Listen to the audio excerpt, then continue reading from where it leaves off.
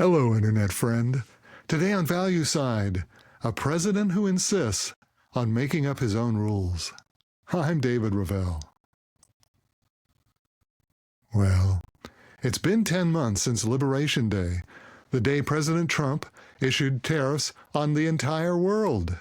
Today, Friday, February 20th, the United States Supreme Court issued its ruling striking down Trump's use of the International Emergency Economic Powers Act, IEEPA, as an authority reserved only for Congress. This ruling was not a great surprise. Even those of us without a legal background could understand that the president was implementing a tax. Article 1, Section 8 of the U.S. Constitution explicitly places the responsibility for taxation squarely on the Congress. On Congress to, quote, lay and collect taxes, duties, imposts, and excises.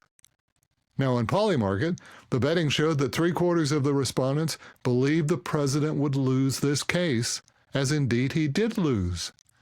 By all reports, Trump is taking the loss very hard. President Trump announced the decision while meeting with governors at the White House. Then he ordered the press to leave. CNN reports that after the press left, he launched into an explosive rant that was difficult to watch. Trump is known to have a volatile personality, so understandably, when the strategy he was counting on was declared illegal, he blew up. It might happen to us all. It's what came next that really showed Trump's mettle. There is a simple, straightforward strategy he could use to reimpose tariffs, and that strategy is follow the U.S. Constitution.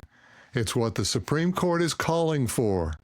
Congress, and only Congress, can levy taxes.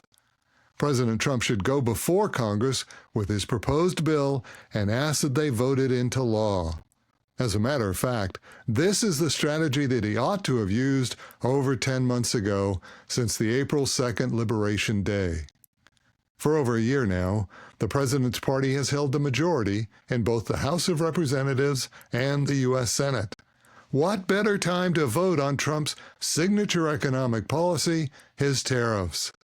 If the president really believed in these tariffs and their ability to provide for their various objectives, such as balancing the federal budget and reshoring U.S. industry, then it should be a very easy sale.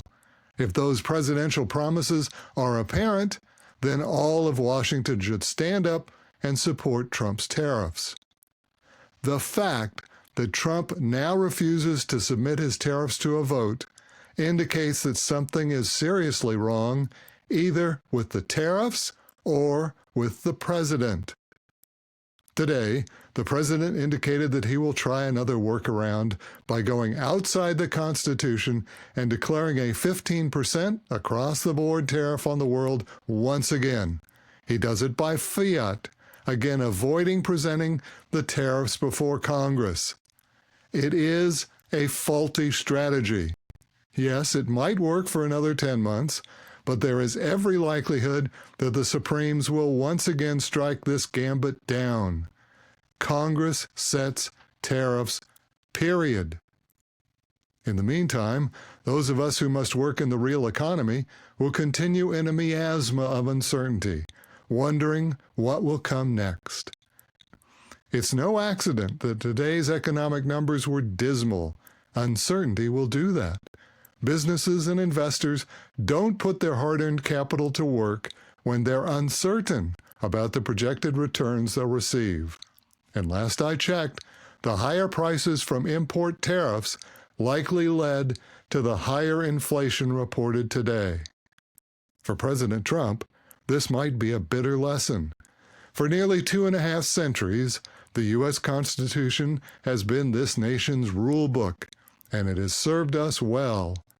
We're not looking for a president to now write his own rules. And that's today's Value Side. For all of our articles and podcasts, visit valueside.com. I'm David Ravel. Value Side is independently written and researched. The views expressed are strictly my own.